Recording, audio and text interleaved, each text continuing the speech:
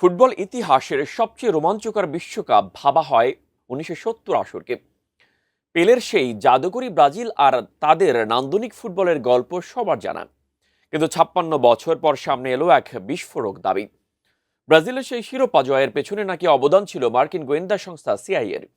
কিন্তু কেন ইংল্যান্ডকে আটকাতে চেয়েছিল সিআইএ, আর কিভাবে ফুটবল মাঠে রাজনৈতিক কলকাঠি নাড়ানো হয়েছিল, বিস্তারিত জানাচ্ছেন বদিউজ্জামান মিলন।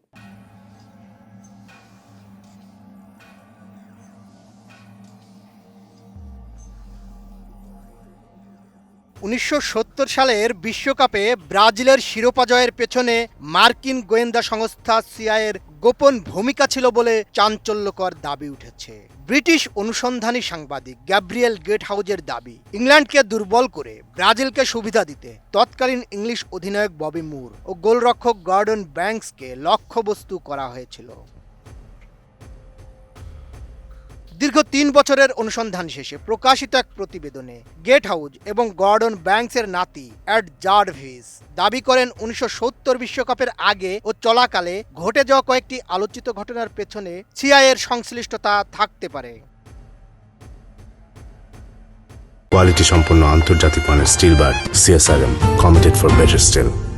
তাদের দাবি অনুযায়ী বিশ্বকাপ শুরুর আগে কলম্বিয়ায় একটি ব্রেসলেট চুরির অভিযোগে ইংল্যান্ড অধিনায়ক ববি মুরকে আটক করা হয়েছিল, যদিও পরবর্তীতে তার বিরুদ্ধে কোনো অভিযোগ প্রমাণিত হয়নি। তবে ওই ঘটনা ইংলিশ দলের ওপর মানসিক চাপ সৃষ্টি করেছিল। অনুসন্ধানকারীদের মতে এই ঘটনার পেছনেও আন্তর্জাতিক কোনো গোয়েন্দা তৎপরতা কাজ করে থাকতে পারে। প্রতিবেদনে আরও দাবি করা হয়, পশ্চিম জার্মানির বিপক্ষে কোয়ার্টার ফাইনালের আগে গর্ডন ব্যাংকস রহস্যজনকভাবে অসুস্থ হয়ে পড়েন। ব্যাংকস তার আত্মজীবনীতেও উল্লেখ করেছিলেন, একটি অনুষ্ঠানে পানীয় গ্রহণের পর তিনি অসুস্থ হয়ে পড়েন এবং গুরুত্বপূর্ণ ম্যাচটিতে খেলতে পারেননি।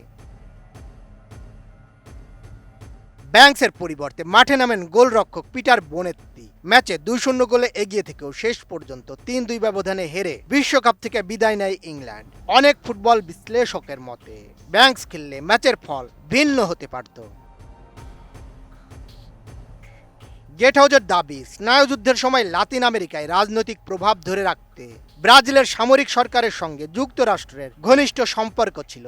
সে কারণে ব্রাজিলের আন্তর্জাতিক সাফল্যকে কৌশলগতভাবে গুরুত্বপূর্ণ মনে করা হতে পারে। তবে এসব অভিযোগের পক্ষে এখন পর্যন্ত কোনো সরকারি নথি বা প্রত্যক্ষ প্রমাণ প্রকাশ করা হয়নি। সিআইএ, ব্রাজিল ফুটবল কর্তৃপক্ষ কিংবা সংশ্লিষ্ট কোনো পক্ষ এ বিষয়ে আনুষ্ঠানিক প্রতিক্রিয়া জানায়নি।